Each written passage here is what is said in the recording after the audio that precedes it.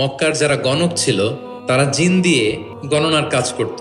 জিনদেরকে উপরে পাঠাতো, ফেরেশতারা কি কনভারসেশন করে এগুলো শুনে আসতো, এগুলো এসে গণকদেরকে বলতো, গণকরা এগুলো বলে বলে মক্কায় বিভিন্ন ধরনের সংশয় তৈরি করতো। কিন্তু যখন কোরআন নাজিল হওয়া শুরু হলো, আকাশের নিরাপত্তা জোরদার করা হলো, এখন আর জিনেরা উপরে যেতে পারে না। উপরে গেলে আগুনের গোলা ছোড়া হয় ওদের গায়ে। এবার জিনেরা একটা মিটিং বসলো, তারা বলতেছে ঘটনা কি, আগে তো অনেক ফেরেশতাদের কথা শুনে এসে গণকদের বলে দিতে পারতাম, এখন তো এই সুযোগটা নাই, ঘটনা কি, হোয়াট হ্যাপেন?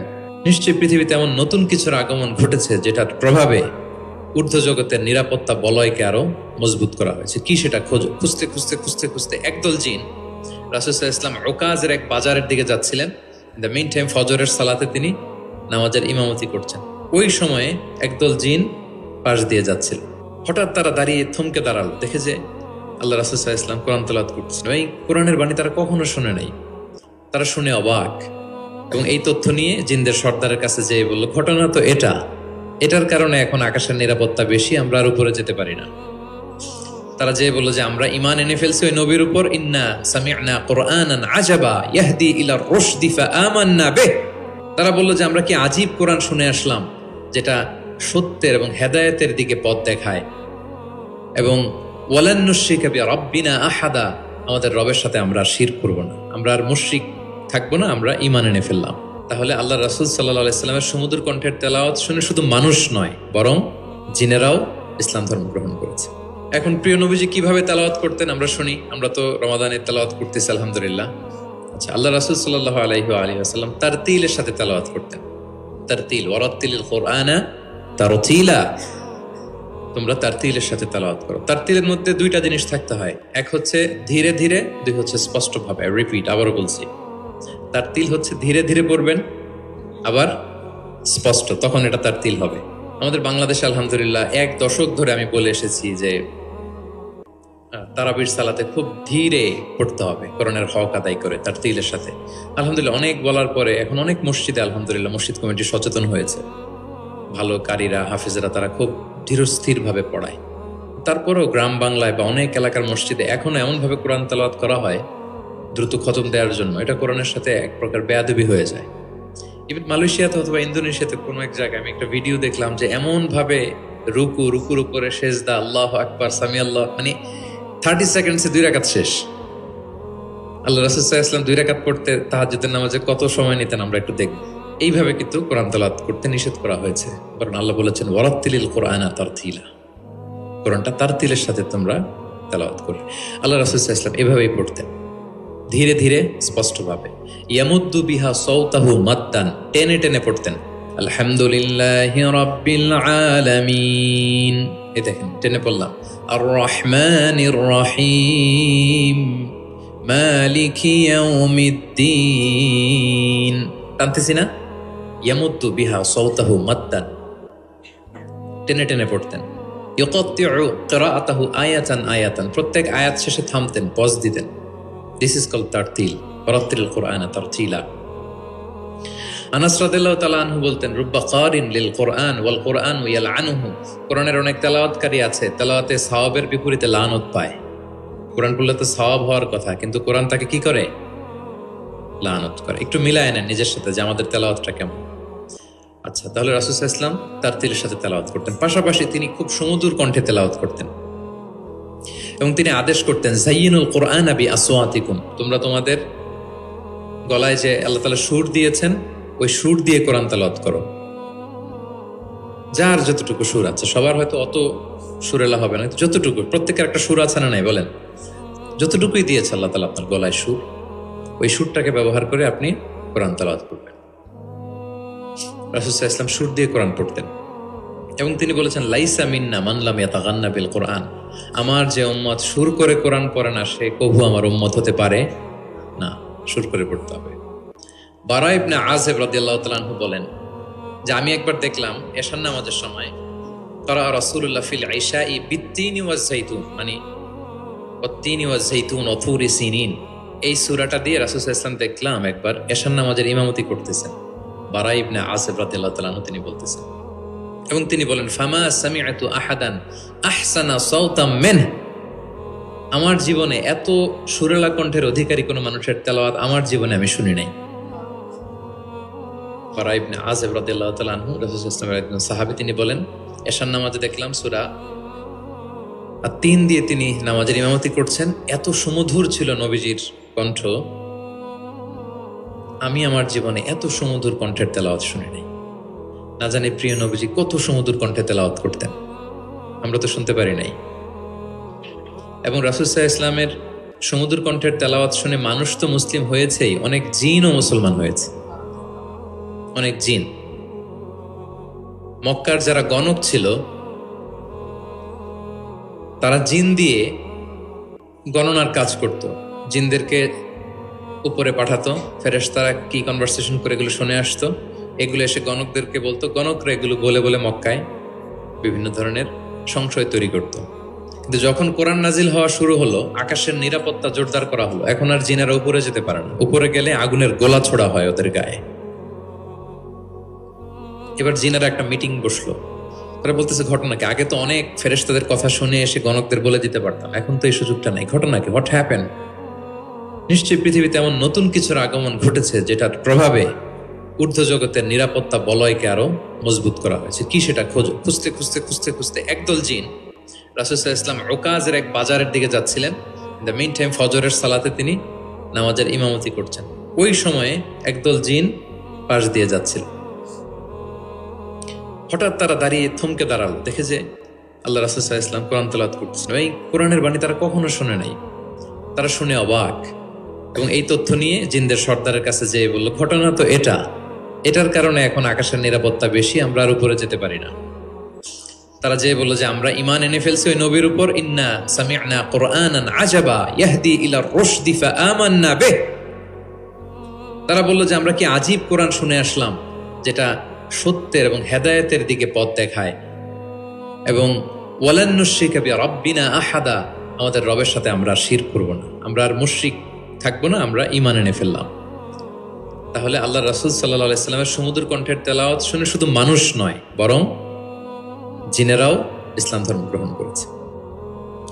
আল্লাহ রাসূল সাল্লাল্লাহু আলাইহি ওয়াসাল্লাম তেলাওয়াতের মাঝখানে মাঝে মাঝে খুব কান্না করতেন, বিশেষ করে রাতের নামাজে কান্না ভেজা কণ্ঠে তেলাওয়াত করতেন। আমরা কি করি? অর্থই তো বুঝতে পারতেছি না, কোথায় কাঁদবো আর কোথায় একটু আনন্দ পাবো। দেখবেন যে কাবা ঘরের ইমামরা যখন জান্নাতের আয়াত আসে, একটা ভিন্ন মাকামে পড়ে, যে মাকামের মধ্যে একটা খুশি প্রাণবন্ত একটা ভাব।